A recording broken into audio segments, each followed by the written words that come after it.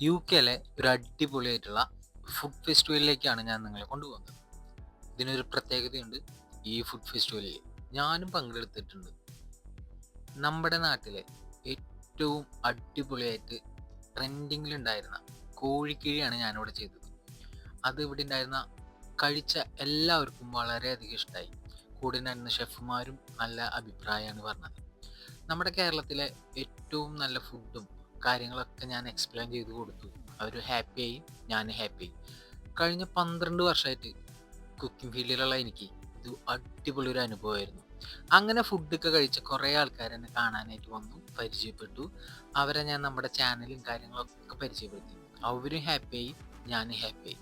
അങ്ങനെ അവരോടൊക്കെ സംസാരിച്ച് ഞാൻ പതുക്കെ ബായ് പറഞ്ഞ് അവിടേക്ക് ചുറ്റിക്കറങ്ങി ഞാനും ഭാര്യയും കൂടി പതുക്കെ വീട്ടിലേക്ക് പോന്നു. അപ്പോൾ വീഡിയോ ഇഷ്ടമായ എല്ലാവരും ലൈക്ക് ചെയ്യാം കേട്ടോ.